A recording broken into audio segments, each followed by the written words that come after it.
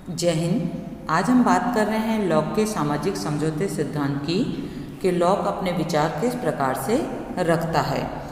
सबसे पहले वो बात करता है ह्यूमन नेचर की। लॉक के अनुसार मनुष्य कैसा है, वो प्रारंभ से ही एक सामाजिक प्राणी है और उसमें विवेक, प्रेम, सहानुभूति, दया, सहयोग इत्यादि की भावनाएं पाई जाती है। इसको हमने दूसरे वीडियो में भी पढ़ा है कि मनुष्य की प्रकृति वो बहुत अच्छी बताता है और हॉब्स और मैकियावेली से बिल्कुल विपरीत इसका चित्रण वो करता है। दूसरा वो बात करता है प्राकृतिक अवस्था। प्राकृतिक अवस्था किस प्रकार की थी, तो हॉब्स और मैकियावेली से वो प्राकृतिक अवस्था भी बिल्कुल भिन्न बताता है। उसके अनुसार प्राकृतिक अवस्था बहुत अच्छी थी, मनुष्य उस अवस्था में बिल्कुल भी परेशान नहीं था।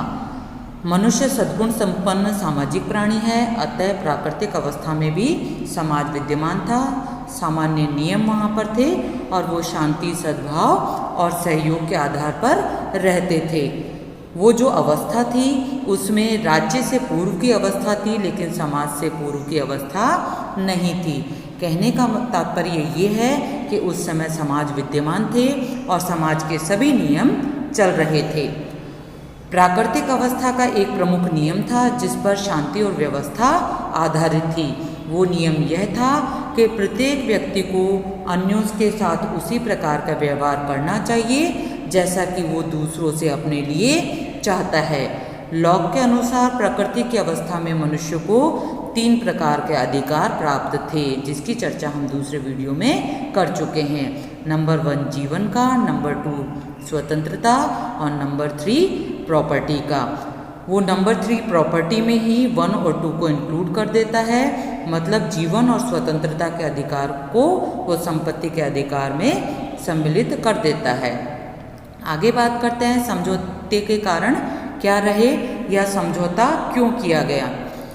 अब देखिए, जब वो बता रहा है पहले कि प्राकृतिक अवस्था अच्छी थी, मनुष्य अच्छा था, तो प्रश्न ये उठता है कि जब सब कुछ अच्छा चल रहा था लॉक के समय में, तो फिर राज्य का निर्माण क्यों हुआ या समझौता क्यों किया गया, तो उसके कारण यहाँ पर आपको बताए जा रहे हैं।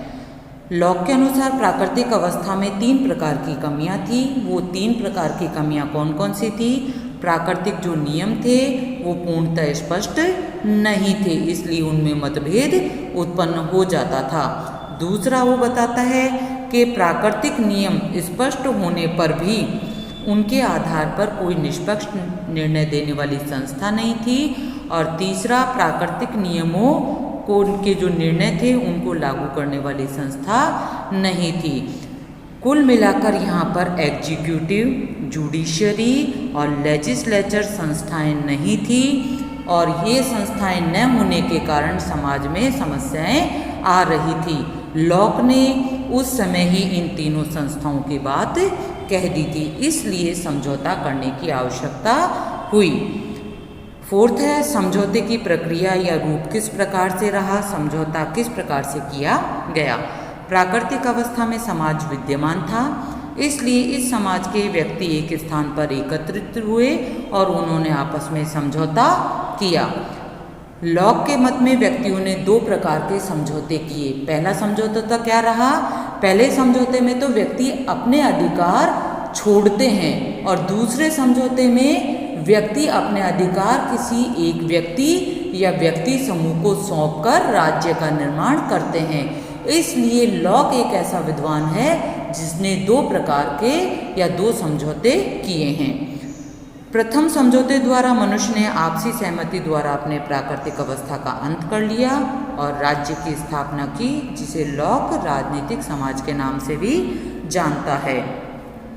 दूसरा समझौता, नागरिक समाज अपने अभिकर्ता एजेंट के रूप में शासक एक व्यक्ति या व्यक्ति समूह की नियुक्ति करता है।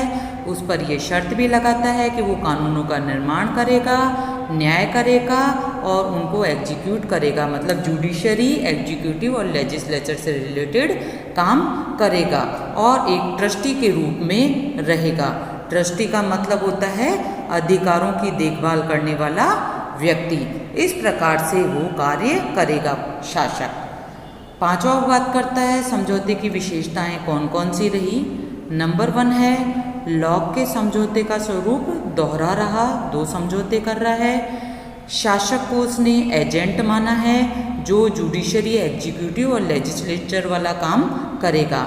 व्यक्तियों के अधिकार यहाँ पर सुरक्षित रहते हैं, उन्होंने अधिकार सौंपे हैं लेकिन वे सुरक्षित रहते हैं। फोर्थ वो बात करता है कि लॉक शासन के विरुद्ध विद्रोह करने का अधिकार जनता को प्रदान करता है। फिफ्थ है कि जो लॉक ने समझौता किया उसमें शासन के अंगों की स्थापना या शक्ति पृथक्करण के सिद्धांतों को मान्यता प्रदान कर दी गई है। सिक्स्थ है कि लॉक का जो समझौता है वो चिरस्थायी है। सेवंथ है समाज, राज्य और सरकार में अंतर। लॉक के अनुसार जो राज्य है वो कैसी संस्था है, वो स्वाभाविक संस्था है। मनुष्य की प्राकृतिक अवस्था में राज्य मौजूद था लेकिन राज्य और सरकार कृत्रिम संस्थाएं हैं। एट्थ वो बात करता है कि राज्य कैसा है, राज्य की स्थापना किस प्रकार से हुई और राज्य हमेशा व्यक्तिवादी ही रहेगा। आगे वो बात करता है कि लॉक के राजनीतिक दर्शन में उदारवाद की क्या भूमिका रही या लॉक को उदारवादी क्यों कहा जाता है। उदारवाद एक विस्तृत विचारधारा है, स्वयं व्यक्तिवाद उसका एक अंग है। इस दृष्टि से लॉक को व्यक्तिवादी के साथ साथ उदारवादी भी कहा जाता है। बहुत सारे विद्वान हैं जो लॉक को ये कहते हैं कि लॉक व्यक्तिवादी ही नहीं बल्कि उदारवादी है।